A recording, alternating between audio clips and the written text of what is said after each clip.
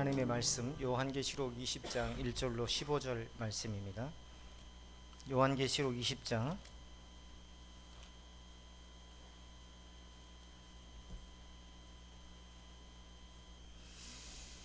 요한계시록 20장 1절로 15절.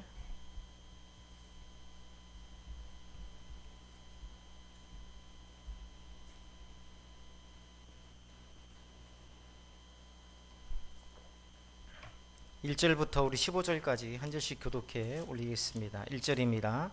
또 내가 보매 천사가 무저갱이 열쇠와 큰 쇠사슬을 그의 손에 가지고 하늘로부터 내려와서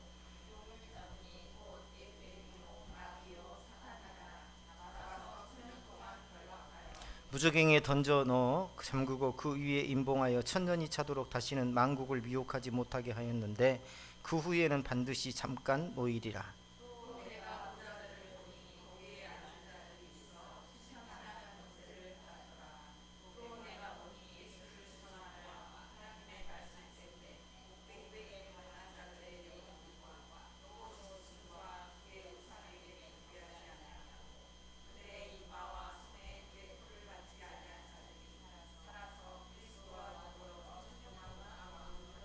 그 나머지 죽은 자들은 그 천년이 차기까지 살지 못하더라. 이는 첫째 부활이라.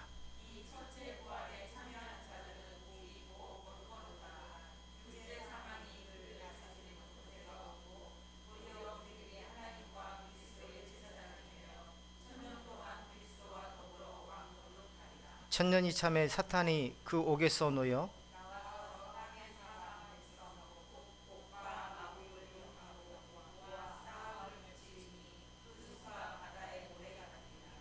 그들이 지면에 널리 퍼져 청소들의 진과 사랑하시는 성을 두루매 하늘에서 불이 내려와 그들을 태워버리고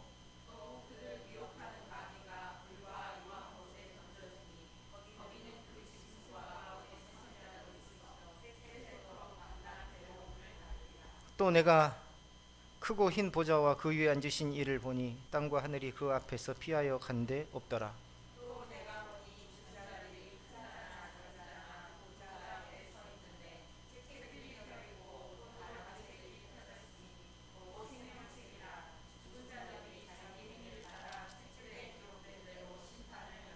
바다가 그 가운데에서 죽은 자들을 내주고 또 사망과 음부도 그 가운데에서 죽은 자들을 내주매 각 사람이 자기의 행위대로 심판을 받고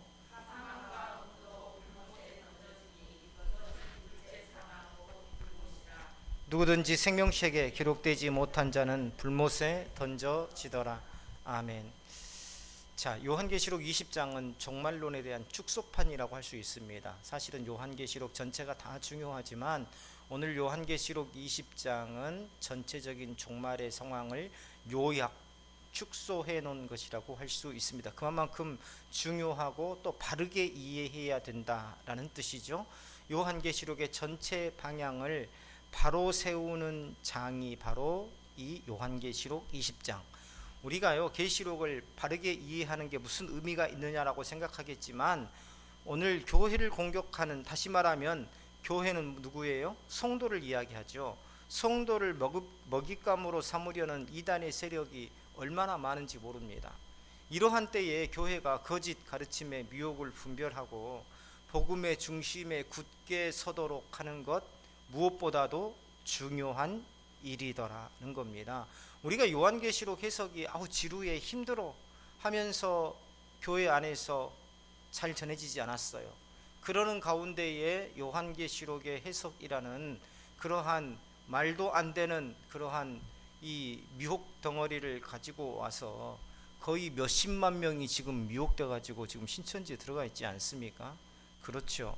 우리가요 정말 이 요한계시록을 아는 것이 나와 무슨 상관인가라는 그 생각을 갖지 않고 우리가 정말 정신을 바짝 차리고 이 요한계시록의 뜻이 무엇인지를 바로 새기고 잊지 말아야 됩니다. 오늘 20장에는요 사단의 결박과 일시적인 석방, 그리고 첫째 부활과 천년 동안의 통치, 이 첫째 부활은 무엇인가, 또 천년 동안의 통치는 무엇인가, 그리고 최후의 심판, 또 둘째 사망, 또 이르기까지 구속사적 이 종말을 20장에서 쭉 펼쳐 보이고 있는데요. 자, 먼저 하늘에서 내려온 천사가 무저갱의 열쇠와 큰 쇠사슬을 가지고 사탄을 결박하는 장면으로 시작하고 있습니다. 자, 성경에서 이야기하고 있죠. 사탄은 곧 뭐라고요?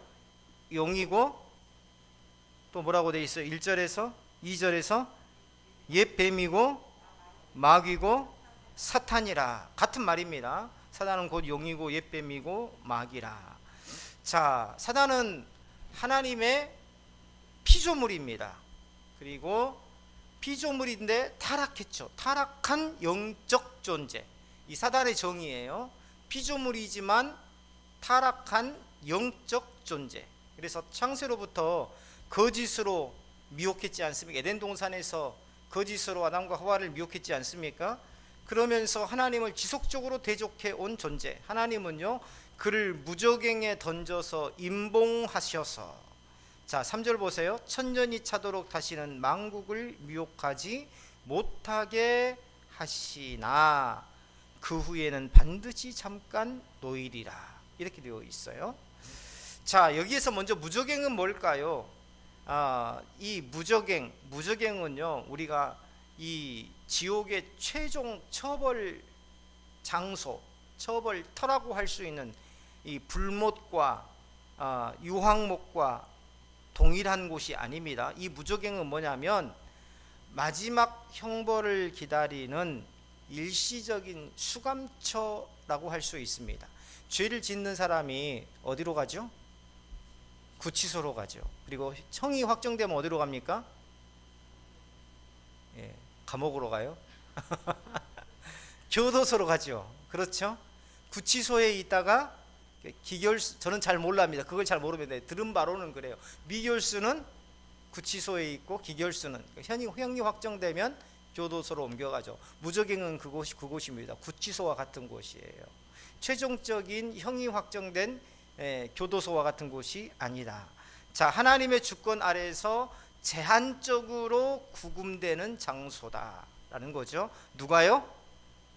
사단이. 그러므로 사단의 결박은요, 시간적인 역사적인 하나님의 경륜 안에서 시행되는 실제적인 구속이다. 우리를 왕같은 제사장이다. 우리는 그리스도와 더불어서 통치한다라는 말을 쓰죠. 우리가 믿음의 자유함을 얻는다. 그게 왜 그렇게 가능합니까? 사단이 무저갱에 지금 구속되어 있기 때문에 그래요.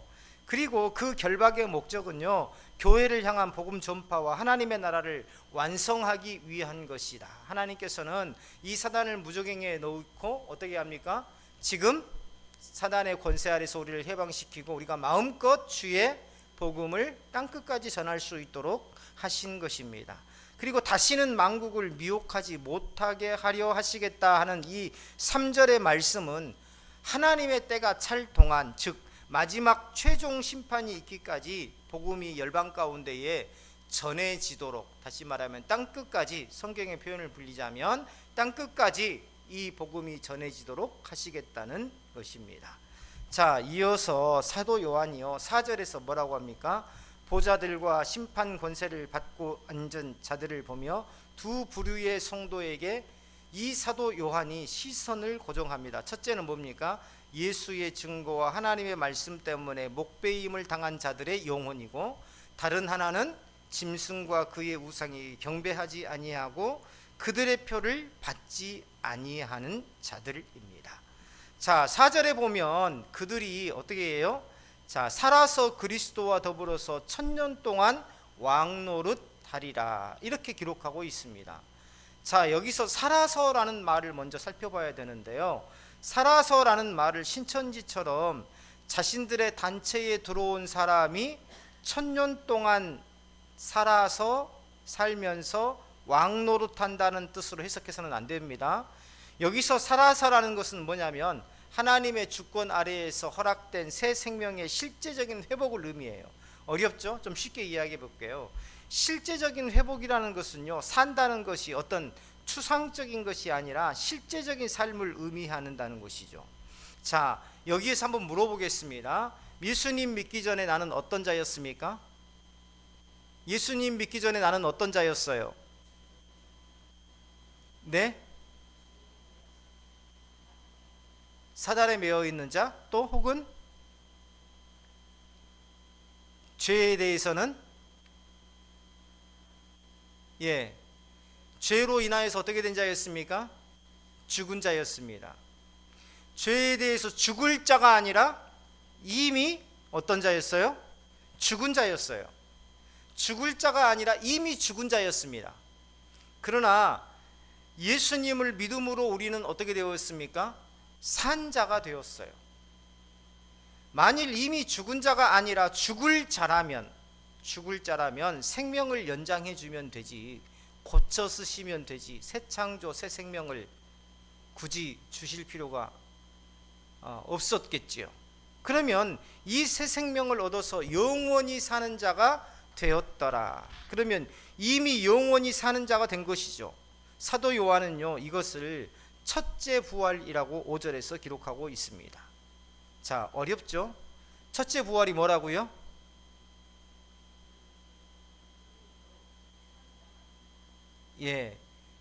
맞습니다. 첫째 부활은 그렇게 이해하시면 돼요. 오늘 이 성경에서 첫째 부활은 바로 첫째 부활은 무엇이고 둘째 부활은 또 무엇이고 좀 어렵지만, 성경은 첫째 부활을 어떤 특정한 사람이 특정 시간에 다시 살아나는 것으로 기록하고 있지 않아요.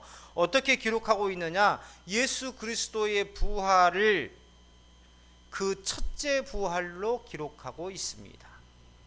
고린도전서 15장 23절로 24절 한번 볼까요? 고린도전서 15장 고린도전서 15장 23절 24절 누가 한번 읽어주시겠습니까?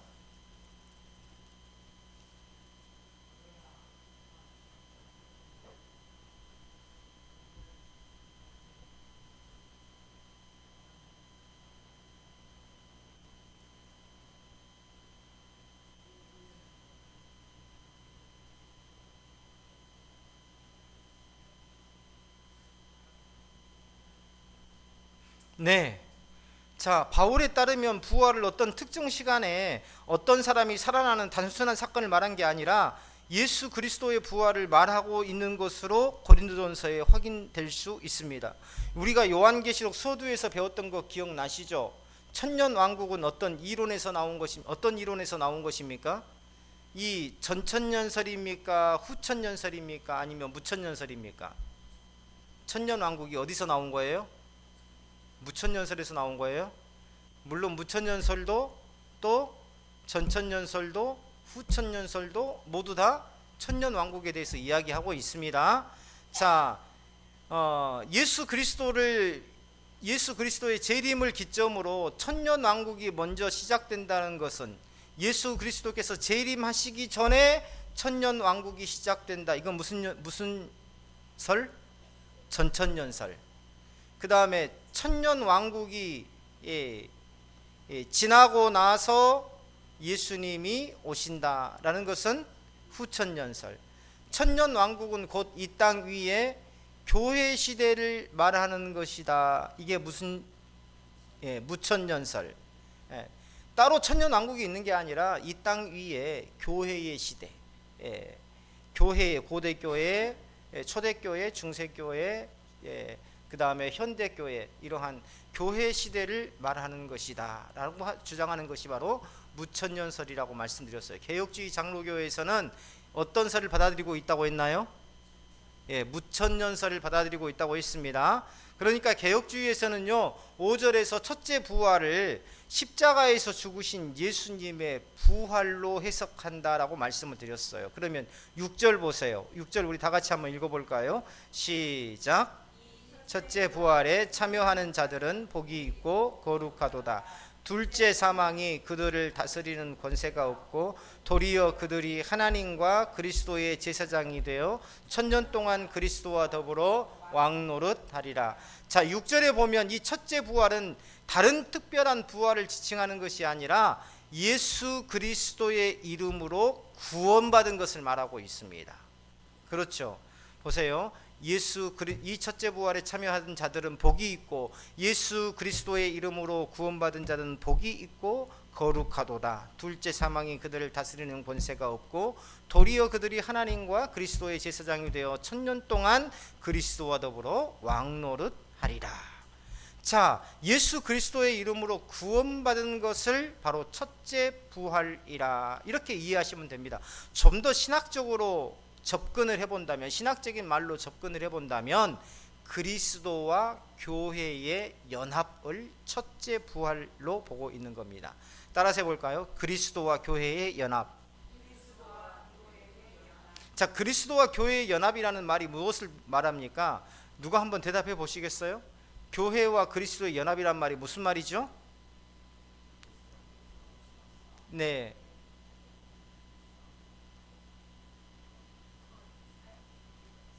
네. 또요. 참 어렵게 그 말을 만들어 놨어요. 신학 용어이기 때문에 그리스도와 교회의 연합. 아까 답이 이미 나왔습니다. 예수 그리스도께서 십자가의 죽으심으로 죄를 사해 주셨고 부활하심으로 영원한 생명을 주셨는데 저를 믿는 자마다 멸망하지 않고 영생을 얻도록 하신 것, 이게 바로 뭐냐면 그리스도와 몸된 교회의 연합이라고 할 수 있습니다. 교회의 본질은 뭐라고 그랬어요? 성도라고 그랬죠. 작게는 나, 좀 더 넓게는 예수님을 믿는 공동체, 사람을 이야기하는 겁니다. 그래서 이 그리스도와 성도의 연합, 곧 교회의 연합. 그런데 이 그리스도와 교회의 연합이라는 것은 뭐냐면, 그리스도라는 것은 어떤 사역을 말하는 겁니다. 어떤 사역입니까? 그리스도의 삼중직 있죠? 첫째, 네, 가르치는 선지자, 또 제사장, 왕. 그렇죠? 이 사역, 왕으로서의 사역, 제사장으로서의 사역, 선지자로서의 사역, 그리고 그 예수님을 믿는 자들의 모임이 곧 바로 교회입니다. 그렇기 때문에 우리는 첫째 부활에 참여한 자가 된 것이다. 첫째 부활에 참여하는 자에게 부어주시는 은혜가 있는데, 6절을 다시 한번 읽어볼까요? 시작. 이 첫째 부활에 참여하는 자들은 복이 있고 거룩하다. 둘째 사망이 그들을 다스리는 권세가 없고 도리어 그들이 하나님과 그리스도의 제사장이 되어 천년 동안 그리스도와 더불어 왕노릇하리라. 자, 천년 동안 그리스도와 더불어 왕노릇하리라. 신천지에서요, 이것을 세상적인 왕의 개념, 이 통치의 개념으로 받아들입니다. 그래서 누구는 어느 나라를 통치하고, 누구는 어느 민족을 지배하는 자가 되고, 신천지 안에서 자기네들끼리 그런데요, 나는 이제 천년 왕국이 시작이 되면 나는 저기 미국을 통치하는 사람이 될 거야, 나는 저기 캐나다를 통치하는 사람이 될 거야, 나는 저 호주를 통치하는 사람이 될 거야. 이 실제적인 이 땅에서의 통치로 이해하고 있는 거죠. 누구는 어느 민족을 지배하고, 이런 말이 나오는 거죠. 그런데 여기에서 천년 동안이라는 것은 개혁주의 입장에서는 무슨 시대를 이야기하는 것이다? 무천년설에서는 천년 왕국을 어떻게 이야기해요? 이정현 권사님? 예? 교회가 뭐 어쩌다고요?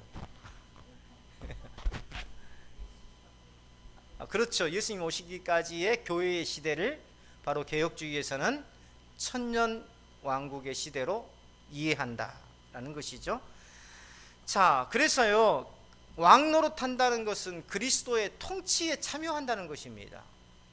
그리스도의 통치에 참여한다는 건 뭐예요? 우리가 하나님을 믿는 예수님 앞에 구원받은 자로서 세상에 매이지 않고 그리스도로 인한 자유를 얻었다는 말이죠. 세상에 매이지 않고 물질에 매이지 않고 권세에 매이지 않을 그 자유함, 이게 바로 그리스도의 통치에 참여하게 된 것을 의미합니다. 정리하면 첫째 부활이라는 것은 본질상 그리스도와의 연합으로 참여하게 되는 생명의 통치다. 다시 말합니다. 첫째 부활이라는 것은 그리스도와의 연합으로 참여하게 되는 생명의 통치. 좀 더 쉽게 이야기해 볼게요. 신학적인 말이라 좀 어렵죠. 첫째 부활이란 그리스도의 연합으로 참여하게 되는 생명의 통치를 다른 말로 말하면, 첫째 부활이란 예수 그리스도를 믿음으로 몸된 교회로서 영원한 생명을 갖게 되어서 더 이상 사망의 권세에 매이지 않을 그러한 삶, 그러한 권세를 이야기하는 것입니다. 6절 중간에 보면은요, 그들은 둘째 사망이 권세를 행하지 못하나니라고 기록하고 있어요. 둘째 사망이 뭘까요? 누가 한번 이야기해 보시겠어요? 둘째 사망이 뭘까요? 김일성 목사님, 둘째 사망이 뭘까요? 둘째 사망. 김보경 목사님, 둘째 사망이 뭘까요?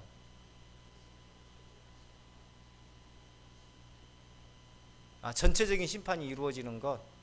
예. 또요, 둘째 사망이 우리는요 보통 잘 이해하지 못해요. 이거 몰라도 돼요.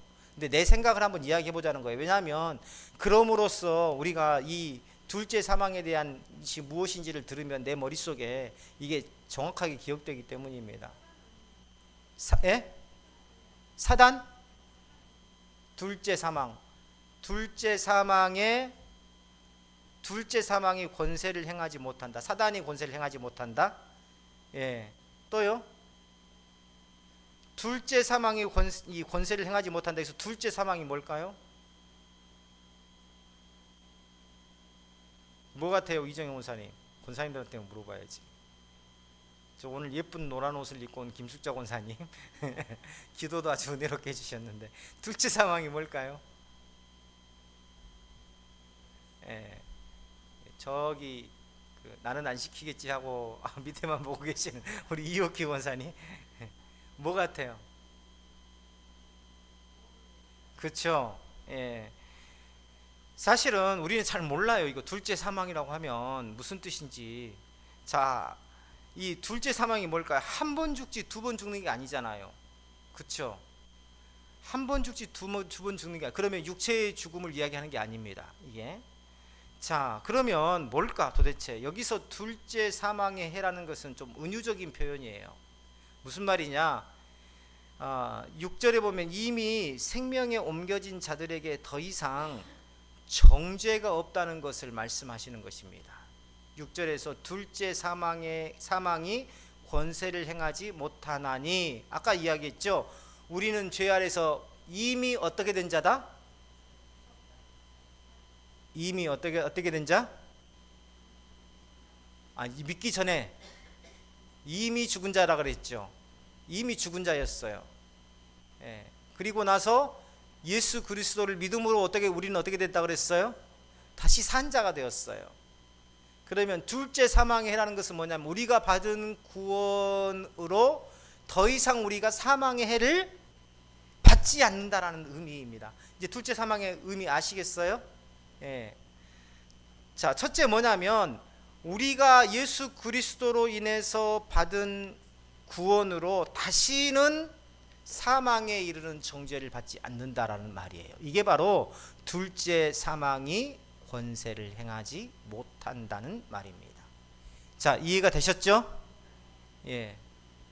자, 그리고요 또 한 가지를 이야기해 주고 있는데, 둘째 사망이 권세를 행하지 못한다라는 것은 이건 뭡니까? 예수 아까 뭐라 그랬어요? 의미가 뭐라 그랬어요? 이정희 원사님?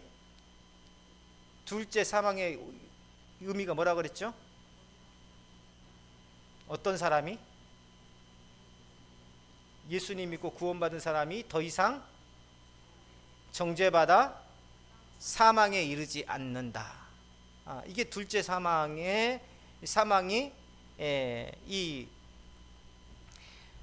둘째 사망의 권세를 행하지 못한다는 뜻이다라고 말씀드렸습니다. 이건 뭐냐면 예수님의 구원이 어떻다는 거예요? 완전하다는 것을 의미합니다.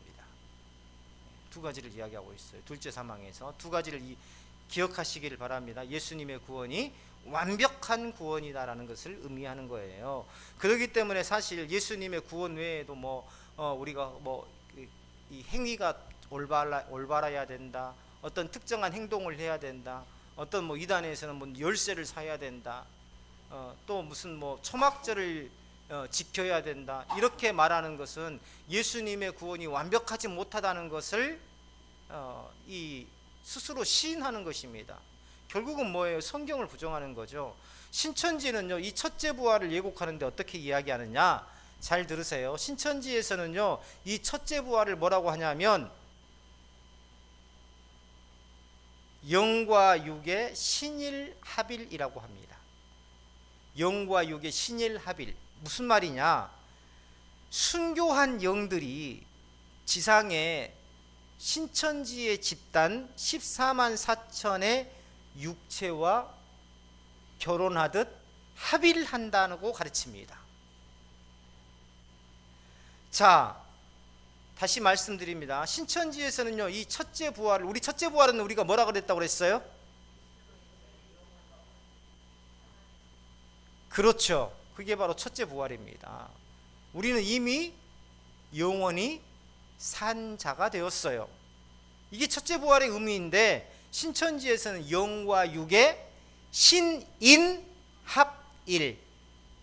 신자 사람인자 해서 신인합일, 순교한 영혼들이 신천지에 있는 각 사람의 육체와 결혼하듯 합의를 한다 그 말입니다. 하나 된다 그 말입니다. 이게 첫째 부활의 의미래요. 자, 첫째 부활의 의미가 개혁주의 장로교의 해석과 완전히 다르죠. 신천지의 주장처럼 순교한 영들이 지상에 신천지 내에 속한 육체들과 결혼하듯 합의를 한다라는 것은 뭐냐면, 낙원에서 안식해야 될 영혼들이 쉽게 말하면 구천을 떠돌다가 우리는 죽으면 어디로 간다 그랬어요? 낙원으로 가죠. 예수님 재림하실 때까지 거기에서 주님과 함께 안식을 누리고 있어요. 그런데 그 안식을 누려야 할 영혼들이 쉽게 말하면, 세상 말로 하면 구천을 떠돌다가 아이고 여기 신천지에 모여있는 귀한 육체들이 있구나, 이리 들어가야지 하고 그 육체로 들어간다는 겁니다.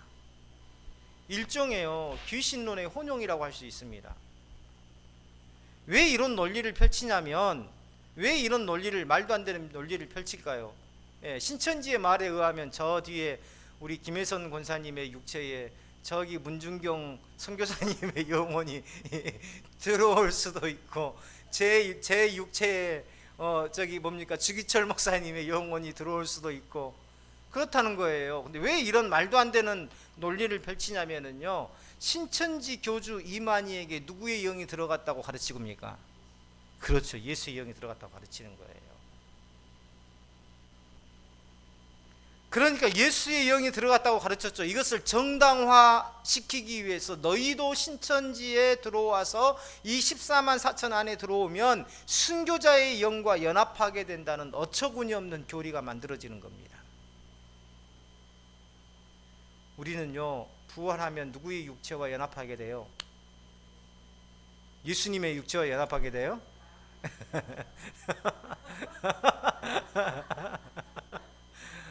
우리 김숙자 권사님이 부활하고 나서 아무리 저희 전지현이 육체와 연합하고 싶어도 안 됩니다.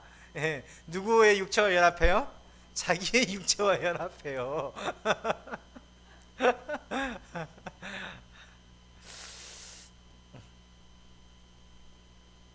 자, 이것은 첫째 부활을 완전히 예수님과 별개의 사건으로 취급하는 비복음이죠. 또 반복음적인 해석이라고 할 수 있습니다. 첫째 부활은요, 무당이 접신하는 것 같은 그런 게 아니에요. 어느 날 무당이 막 방울을 흔들다가 갑자기 어떤 귀신이 싹 들어와 가지고 막 이상한 소리를 하는, 신천지에서는 지금 그걸 말하고 있는 거예요. 자, 신천지는요, 이 첫째 부활을 마치 접신하는 것과 같은 신비적인 체험으로 바꾸어 버린 겁니다. 부활은 신비적인 체험이 아니에요. 우리가 명확하게 깨달아야 됩니다. 부활은 신비적인 체험이 아니다? 아니다. 부활은 실제적인 사건이다. 그게 성경에서 말하는 겁니다. 부활은요, 인격적인 주님 안에서 시작되고 주님과의 연합으로 참여하는 생명의 사건이다. 부활하신 예수님께서 누구에게, 제자들에게 나타나셨어요. 그리고 누구한테 손가락을 내밀어서 내 손을 만져보고 내밀어서 내 옆구리에 넣어보라고 했어요. 누구한테 말했나요? 도마에게. 그래서 믿음 없는 자가 되지 말고 믿는 자가 되라 하셨습니다. 예수님께서 친히 부활이라고 하는 것은 신비적인 영적 체험이 아니다. 나는 영적인 존재가 아니야. 나는 실제적인 뭐예요? 육체를 가진 존재야 라고 도마에게 손을 만져보고 그 옆구리에다가 손을 넣어보라고. 이건 뭐냐면 신비적인 체험이 아니라 부활이 실제적인 거라는 겁니다. 그걸 예수님께서 가르쳐 주신 거예요. 누구에게? 제자들에게 가르쳐 주신 것입니다. 우리는요 부활을 신비적인 체험으로 여겨서는 안 됩니다. 예. 누가 무슨 하나님의 영이 내게 임했다는 둥, 예. 또 하나님께서 감동을 주시는 거죠. 그렇죠? 또 이만희처럼 예수님의 영과 자신의 육체와 결합했다는 둥, 또 순교자의 영이 내 육체와 결합했다는 둥, 있을 수 없는 일입니다.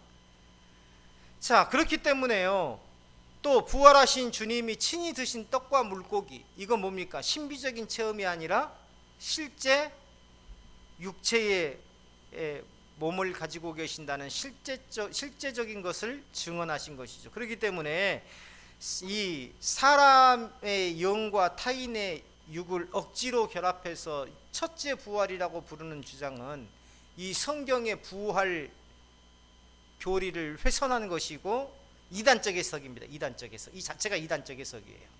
예, 그리고 그리스도의 십자가 사역과 부활 사역을 모독하는 것이라고 할 수 있죠. 우리가 이런 것을 먼저 들었다면, 기성교회에서 먼저 들었다면 신천지에서 분별할 수 있겠죠. 그런데 불행히도 이것을 듣지 못하고 간 겁니다. 사실은 이걸 듣지 못했다는 것은요 목회자들만의 책임은 아니에요. 아까 이야기했지만 성경 공부합시다 그러면 다 가요. 예, 재미없으니까. 예, 주일날 요한계시록으로 해보세요. 예, 물론 아주 재미있게 가르치시는 분들도 있지만 대체로 어때요?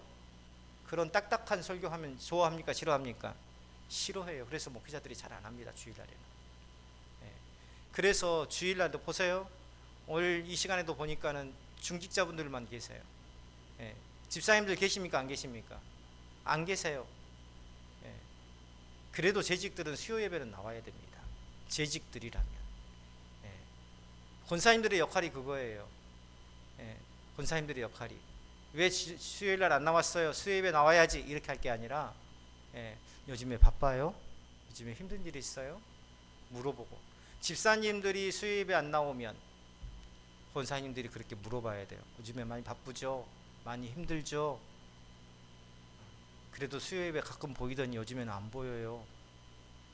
수요 예배 무슨 일이 있나요? 예.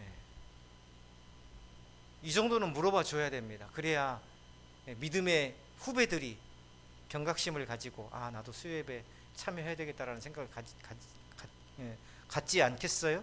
그렇죠? 예. 갑자기 무슨 말 하다가 이 말이 나왔죠? 예. 자, 부활의 실제적 사건. 예. 자, 그리고 신천지에서는 첫째 부활을 자기 조직이 순교한 영과 신천지대 사람들의 육체와 결합하여 14만 4천이 완성되는 것으로 봅니다. 이 성경에서 말하는 생명책은 어떤 특정 단체의 교족부를 이야기하는 게 아닙니다. 그야말로 신성모독이라고 할 수 있죠. 생명책은요 오늘 12절에서 기록된 것처럼 하늘 보좌의 앞에 두신 하나님의 책이라고 분명히 기록하고 있습니다. 자, 5절 볼까요? 오늘 성경 5절을 보면 그 나머지 죽은 자들은 그 천년이 차기까지 살지 못하더라라고 기록하고 있습니다. 자, 그 나머지 죽은 자들은 그 천년이 차기까지 살지 못하더라. 이 구절을 읽으면서 믿는 자는 영원히 살고 믿지 않는 자는 빨리 죽는구나, 이렇게 단순하게 생각하면 안 됩니다. 5절에서 말씀하는 중심을 보도록 해야 됩니다. 본문에서 말하려고 하는 것은 뭐냐면 첫째 부활에 참여하는 자와 그렇지 못한 자를 대비시킨 거예요. 무슨 말이냐?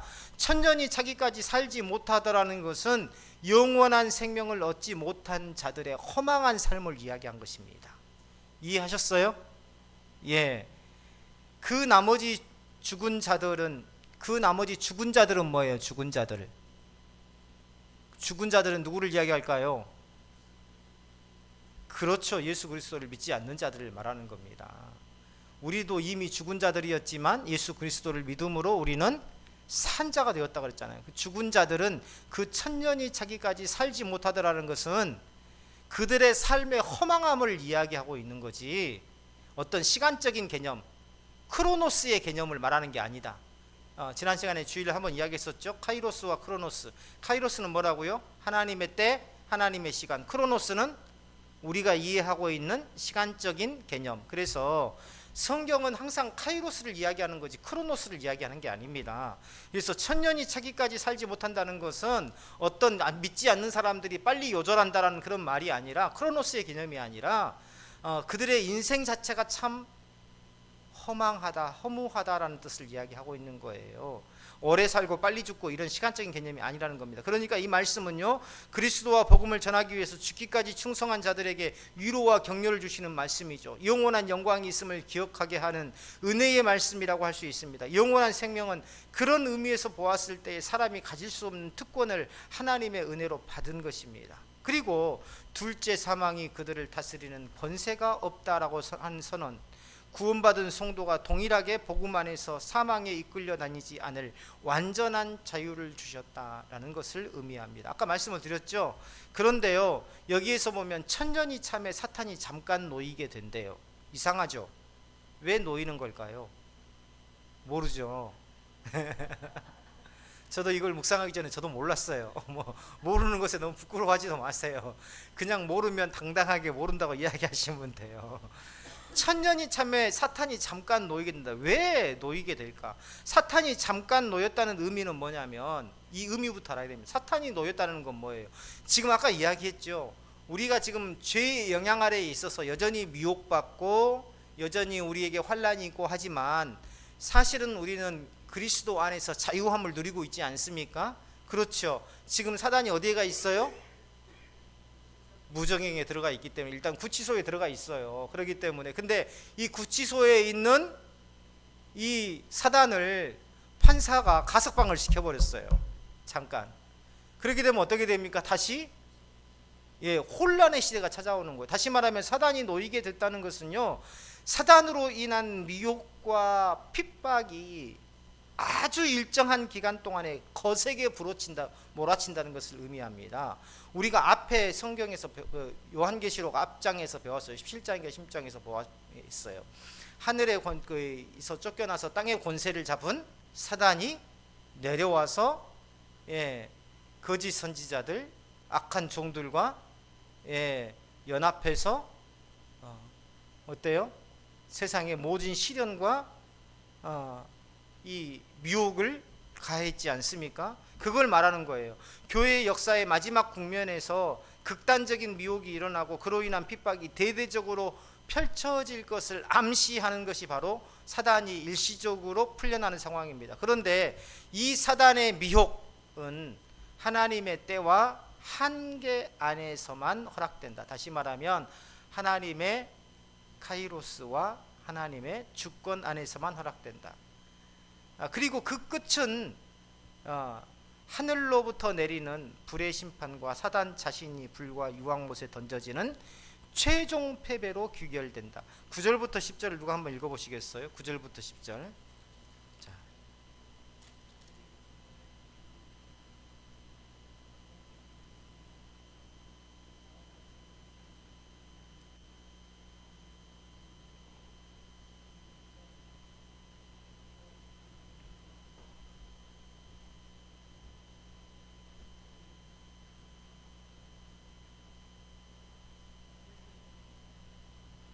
자, 이제 무적행에서 최종 교도소로 이제 그 이감이 되는 겁니다. 이 보세요. 9절 보세요. 그들이 지면에 널리 퍼져 성도들의 진과, 그들이 지면에 널리 퍼졌다는 거면 땅의 권세를 잡았다는 겁니다. 잠깐 놓여서, 무적행에 놓여서 땅의 권세를 잡고 성도들의 진과 사랑하시는 성을 두름에, 무슨 말입니까? 하나님의 백성들과 교회 공동체를 미혹하고 핍박한다는 거예요. 그래서 하나님께서 보시고 그들을 불로 심판하시고 그들을 불과 유황못, 아까 그랬죠. 불과 유황못은 지옥의 최종 거처다. 최종 이 장소다. 그래서 무적행하고 틀린 거다. 무적행은 일시적인 거고 임시적인 것이고, 불과 유황못은 지옥의 최종 지점이다. 그래서 불과 유황못에다가 지옥의 최종 지점에다가 거기다가 던진다 그러겠어요. 그러니까 세세토록 밤낮 괴로움을 받게 된다. 완전히 이제 교도소로 이감된 겁니다. 네.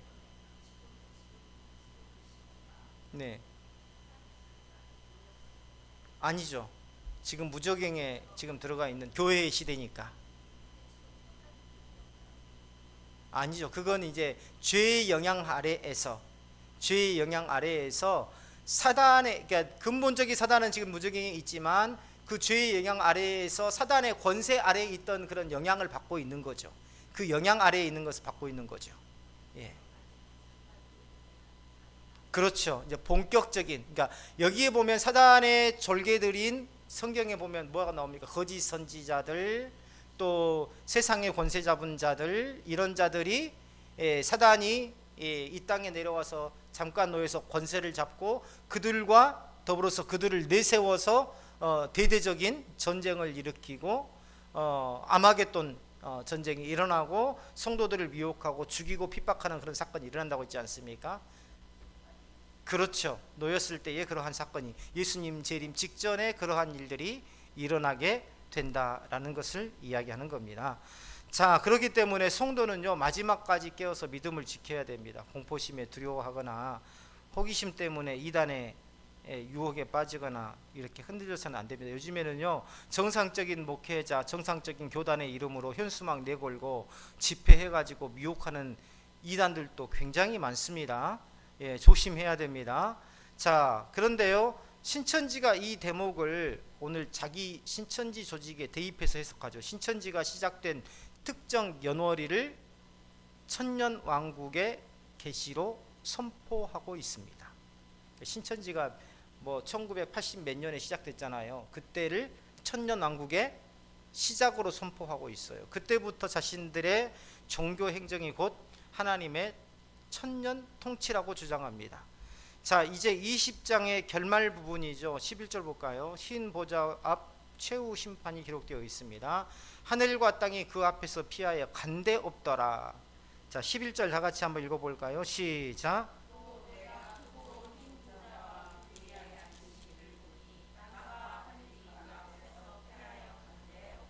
자, 이 말씀은요, 뭐냐면 땅과 하늘이 어떤 게 주어예요? 이자가 들어가고 가자가 들어가는 게 주어예요. 예, 예. 어떤 게 주어라고요? 예, 하늘과 땅과 하늘이 주어죠. 그래서 땅과 하늘이 그 앞에서 피하여 간데 없더라. 그라는 것은 원래 있던 그 자리에서 없어지고 오간데가 없더라. 오간데가 없어진 게 뭐예요? 땅과 하늘이라는 말이잖아요. 그쵸? 예. 이거 뭐냐면 창조 질서 전체가 심판주 앞에서 완전히 사라질 것, 하나님의 심판으로 완전히 사라질 것, 모든 자연 질서가 파괴될 것. 예. 이것은 곧 절대적인 하나님의 위엄을 말합니다. 다시 말하면 완전하신 하나님의 심판을 말해요. 최종적인 심판, 누구도 피할 수 없다는 것입니다. 이건 땅과 하늘이 그 앞에서 피하여 간데 없더라. 완전한 심판, 자연 질서의 완전한 파괴, 하나님의 심판은 누구도 피할 수 없다, 이런 의미이죠. 그런데 신천지에서는요, 이것을 자신들 집단으로 들어오면 심판을 피할 수 있다는 것으로 해석합니다. 예. 심판을 받아야 되는데 신천지에 들어와 가지고 심판을 면하게 되어서 그들이 간데 없더라, 피하게 되었더라, 그들은 보이지 않더라, 이런 식으로 해석을 한다 그 말입니다. 심판의 자리에서 그들은 보이지 않더라. 신천지가 그렇게 해석한다는 거예요. 큰 자나 작은 자나 모든 사람들이 그 앞에 서며 이제 책들이 펼쳐지죠. 거기에는 사람들의 행위가 기록되어 있고, 자, 사람들의 행위가 기록되어 있는 것을 뭐라고 합니까? 네? 사람들의 행위가 기록되어 있는 걸 뭐라 그래요? 생명책이요? 네? 우리 12절 한번 볼까요? 12절 다 같이 한번 읽어볼까요? 시작.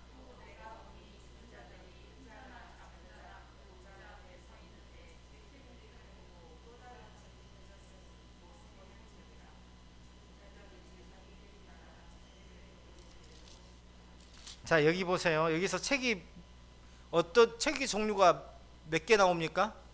2개가 나와요. 보세요. 자, 보좌 앞에 서 있는데 책들이 펴 있고, 책들이 일종의 장부들이 펴져 있다는 겁니다. 이게 뭐냐면 행위록이에요. 행위록. 각 사람의 행위대로 기록한 책이라고 뒤에 나오죠. 죽은 자들이 자기 행위를 따라 책에 기록된 대로 심판을 받더라. 행위가 기록된 행위록입니다. 그 다음에 또 한 가지 다른 책이 펼쳐 있으니 이 책은 곧 뭐라고요? 생명책이다. 그래서 우리가 주님 앞에 가면 두 가지 책이 펼쳐져 있어요. 하나는 행위록, 하나는 생명책. 자, 이 두 가지 의미를 잘 알아야 돼요. 뭐냐면 행위록은요, 우리가 행한 모든 것들이 다 기록되어 있습니다. 낱낱이 다 기록되어 있어요. 우리는 우리가 지금 거의 한 80년, 90년 산 걸 어떻게 하나님께서 다 하시고 어떻게 다 기록, 말도 안 돼. 그렇지만 그 말도 안 되는 일이 하나님의 나라에서는 아무것도 아닌 일이 될 수 있습니다. 그래서 그 행위들이 낱낱이 기록되어 있어요. 우리의 마음 중심까지도 다 기록되어 있대요. 자, 그러면 우리가 행위로 구원받는다고 하면 구원받을 수 있습니까? 없습니까? 구원받을 수 없다는, 이게 뭐냐면 모든 죽은 자들이 가가지고 행위록을 펼쳐놓고, 자, 너의 살아생전의 행위가 어떠했느냐, 이 땅에서 행위가 어떠했느냐, 이걸 지금 본다는 건데, 이 행위 가지고 구원받을 자가 있겠습니까? 없겠습니까? 하나도 없다는 거예요. 그런데 감사하게도 또 책이 펼쳐져 있으니 무슨 책이라? 생명책에는요, 이 책에는 뭐가 기록되어 있을까요? 그렇죠. 구원받은 내 이름. 그냥 내 이름이라고 하면 50점, 구원받은 내 이름이라고 하면 100점. 구원받은 내 이름이 기록되어 있어요. 구원받은 내 이름. 다시 말하면 그렇죠. 예수님 믿고 호적을 하늘로 옮긴 내 호족부가 하늘에 생명책에 기록되어 있더라는 겁니다.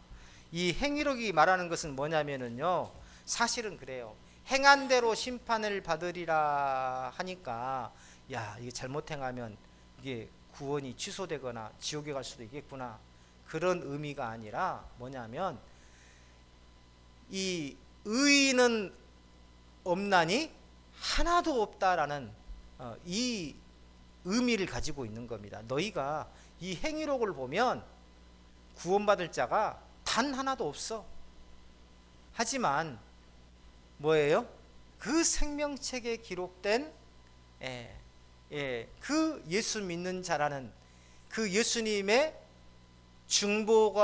예수님이 중보하신 그 이름으로 이름이 기록되어 있으니 구원받는, 이거 뭐예요? 은혜로만 구원받는 길을 여는 최종적인 선언이 바로 생명책이라는 거죠.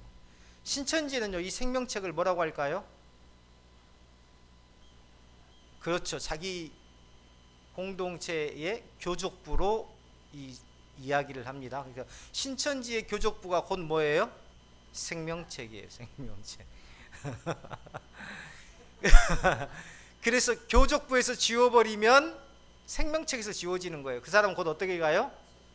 지옥 가. 이게 뭐냐면, 그게 신천지에서 전해지는 것이 전혀 복음이 아니라는 것을 의미합니다. 스스로 의미하는 거예요. 뭐냐면, 우리가 받은, 그리스도로 인해서 받은 구원은 완전하다고 했어요? 불완전하다고 그랬어요? 완전하다고 했습니다. 다시는 둘째 사망의 해를 입지 않는다라고 했잖아요. 완전하다는 겁니다. 그런데요, 이 신천지에서 자기의 교족부를 생명책이라고 하고 다시 기성교회로 가면 그걸 교족부에서 지워버리면 생명책에서 지워지는 것이나, 이것은 구원받았다가 다시 그 구원이 취소되는 것이죠. 그렇죠. 자, 바울은요, 사망아 너의 이김이 어디 있느냐라고 선언했습니다. 그 사망의 최종 종결이 바로 13장에 나와 있습니다. 13절 다 같이 한번 읽어볼까요? 시작.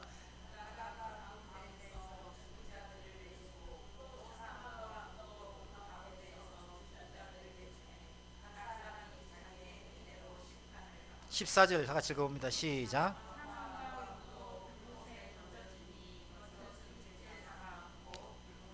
여기에서 자기 행위대로 심판을 받는다, 행위록에 기록된 것, 자기의 행위대로 기록된 그 행위대로 심판을 받는다는 것을 어떤 특정한 우리가 벌로 생각하면 안 됩니다. 지옥의 벌 이런 걸로 생각하면 안 돼요. 아까 이야기했죠. 의인은 없나니 하나도 없다. 이런 차원에서 본다면 행위대로 심판을 받는다면 어때요? 천국에 갈 사람이 있습니까? 없습니까? 하나도 없어요. 결국은 뭐냐면 이 판단을 받는다는 겁니다. 봐라, 네 행위가 구원받을 만한가? 네가 암흑의 몇 날 며칠 날 어떤 죄를 저질렀잖아? 네 행위로는 구원받지 못해. 그러나 이 생명책에 보니까 예수님께서 너의 죄를 사해 주셨네. 그래, 너는 천국에 들어갈 수 있게 됐어. 뭐예요? 우리의 행위로 우리의 행위로 구원받는 게 아니라 하나님의 은혜로 구원받는다는 것. 이걸 이렇게 해석을 해야 됩니다. 그래서 여기 보면 14절에 보면 사망과 음부도 불못에 던져진다 그랬어요. 이것은 둘째 사망 곧 불못이라 영원한 형벌 가운데로 떨어지는 거죠. 뭐예요? 사망과 음부도. 다시 말하면 질병이나 괴로움이나 근심이나 걱정이나 이 세상에 속했던 모든 것들이 다 어떻게 된다는 겁니까? 끝난다는 거예요. 끝나요. 그리고 남은 건 뭐예요? 모든 부조리한 것들이 다 불못에 던져지면 남은 것은 뭐가 있을까요? 좋은 것만 있죠. 좋은 것만 있는 거예요. 뭔만 있어요? 영원한 하나님의 나라만 있는 겁니다. 이게 하나님 나라의 완성을 지금 이야기하고 있는 거예요. 이해하셨어요? 14절은요, 이 세상이 완전히 끝난다는 것만을 이야기하고 있는 게 아니라 하나님의 나라만 남는다. 하나님의 영원한 나라가 완성된다라는 것을 의미하고 있습니다. 사망 자체가 심판을 받아 던져지는 이 광경 앞에서 우리는 두려움이 아니라 찬송으로 반응해야 돼요. 왜 그렇습니까? 그렇죠. 하나님의 영원한 나라가 완성되는 순간이니까요. 지난 수요일에 나왔었죠. 땅에서는 심판이, 하늘에서는 모든 믿는 자들과의 만물들의 예배가 드려졌지 않습니까? 우리는 오늘 성경을 통해서 두 가지를 확신해야 됩니다. 하나는 예수는 우리의 주님이시라는 것입니다. 한 번 받은 구원은 다시는 둘째 사망의 해를 받는다, 안 받는다? 안 받는다. 둘째 사망이 뭔지에 대해서 이야기했습니다. 다시는 사망의 해를 받지 않는다. 구원이 취소되지 않는다는 것을 이야기한 겁니다. 첫째 부활에 대해서도 말씀드렸습니다. 그 다음에 그러므로 예수님은 또한 예수님으로 구원받은 사람은 행위록에 비록 우리가 판단을 받을지라도 생명책에 기록되어 있는 그 이름으로 우리는 영원한 하나님의 나라의 백성으로 보장된다. 그러므로 어제나 오늘이나 내일도 예수 그리스도는 영원한 우리의 뭐다? 주님이시다. 이걸 우리는 분명히 붙잡아야 됩니다. 두 번째는 교회는 예수 그리스도의 몸이라는 확신입니다. 무슨 말이냐? 교회는 어떤 이 땅 위에서의 어떤 조직, 남전도회, 여전도회 뭐 이런 조직을 이야기하는 게 아니라 어린 양의 피로 산 거룩한 믿음의 공동체라는 거예요. 어쩌면은요, 우리가 반대로 생각해야 돼요. 뭐냐면 우리는 거룩한 믿음의 공동체로 이미 부름을 받았어요. 그렇기 때문에 우리가 거룩한 믿음의 공동체가 되기 위해서 막 부조리한 것들, 우리 안에서 막 불평과 불만 이런 것들을 다 내버리고 거룩한 공동체로 만들어져야 되는 것이 아니라 우리는 이미 거룩한 공동체로 부름을 받았어요. 그러니까 그런 것들이 들어오지 못하도록 우리는 막아야 되는 입장이더라는 거예요. 이게 굉장히 중요한, 굉장히 큰 차이입니다. 성경을 어떻게 하는 것이, 어떻게 해석하느냐에 따라서 굉장히 달라져요. 복 있는 사람은 악인의 길을 쫓지 아니하고 죄인의 길에 서지 않는다. 이걸요, 복을 먼저 해석해 볼까요? 여러분들이 복을 받으려면 죄인의 길에 서지 않고 오만한 자의 자리에 들지 않아야 합니다. 이 설교가 맞는 설교입니까? 왜 틀린 설교예요? 그렇죠, 맞습니다. 바로 그거예요. 여러분들이 복을 받으려면 여러분들이 헌금 많이 해야 돼요. 여러분들 그래야 복 받아요. 우리는 이미 뭐예요? 예수 그리스도라는 근원적인 복 안에 들어와 있는 자들이, 이게 복음적인 설교입니다. 우리는 이미 예수 그리스도라는 복 안에 들어와 있는 자, 우리는 이미 복을 받은 자들입니다. 그러므로 우리가 교회를 세워가기 위해서 헌금도 해야 되고, 교회를 세우기 위해서 우리는 내 삶을 세우기 위해서 오만한 자의 자리에 앉지 아니해야 되고, 죄인의 길에 서지 않아. 이게 복음적인 설교예요. 그런데 복음적인 설교의 반대, 우리가 복을 받으려면 뭐 해야 된다? 죄인의 길에 서지 않고 오만한 자의 자리에 들지 않아야 된다. 이건 복음과는 먼 그런 설교. 그래서 설교를 들을 때도 우리가 분별해서 들을 수 있어야 합니다. 오늘 또 말씀과 또 기도로 우리의 삶이 지탱되고, 성령의 도우심으로 거짓을 분별하고 세상의 끝날까지 주님과 함께 하심을 경험하시는 그러한 시간들이 되시기를 주님의 이름으로 축원합니다.